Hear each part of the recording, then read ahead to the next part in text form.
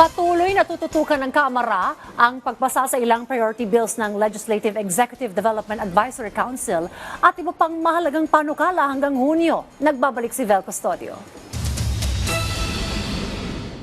36 na panukalang batas na ang nailusot sa third and final reading habang 29 naman sa second reading, kabilang ang 5 priority bills ng Legislative Executive Development Advisory Council o LEDAC. Ayon kay House Speaker Faustino Bojidi III, patuloy na tinututukan ang mga panukala sa nalalabing araw ng sesyon ng Kamara hanggang June 4. Kabilang sa mga naipasa sa ikalawang pagbasa sa plenaryo ng Kamara ang House Bill number 9257 sa LEDAC Priority Measures na layong amyendahan ang Bases Conversion and Development Act of 1992 sa pamamagitan ng pagdedeklara ng ilang bahagi ng mga lupain ng BCDA bilang alienable at disposable na sasailalim sa masusing pagpaplano at pag-aproba ng Pangulo. Sa ilalim ng panukala, bubuksan para sa development ng 10% ng kabuuang lupain sa mga economic zones na pinamamahalaan ng BCDA. Tinutugunan ng panukala ang matagal ng limitasyon sa kasalukuyang leasehold framework sa mga lugar ng BCDA kung saan marami pa ring manggagawa ang nakatira malayo sa kanilang pinagtatrabahuan dahil sa kakulangan ng abot-kayang pabahay.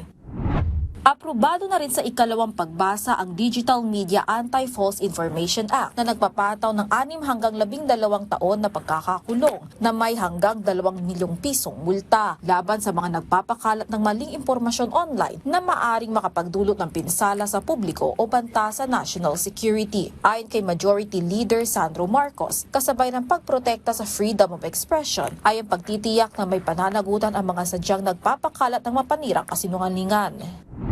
Kaugnay nito, aprobado na rin sa ikalawang pagbasa ang Right to Information Act na nagsusulong ng full public disclosure, kabilang ang mga transaksyon at budget ng lahat ng ahensya ng pamahalaan, kabilang ang LGU at GOCC. Ang isang key feature ng bill na ito ay yung paglikha ng isang Right to Information Commission. Parang dun sa Data Privacy Act, merong Data Privacy Commission, so dito may Right to Information Commission na siya yung magtitiyak sa implementation ng mga ahensya ng mga freedom of information or right to information request.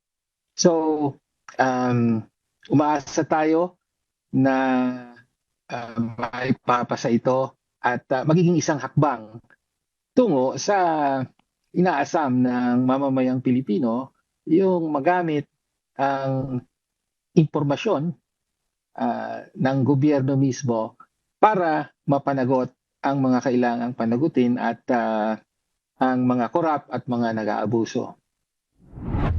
Samantala, lusot na sa ikatlong pagbasa ang panukalang itaas ang retirement age ng Philippine National Police mula 56 ay gagawing 57 years old, nakapareho ng naunang batas ang retirement age ng Armed Forces of the Philippines. Layunin nitong mapakinabangan ang kakayahan ng mga pulis, palakasin ang stability at leadership sa haray ng law enforcement.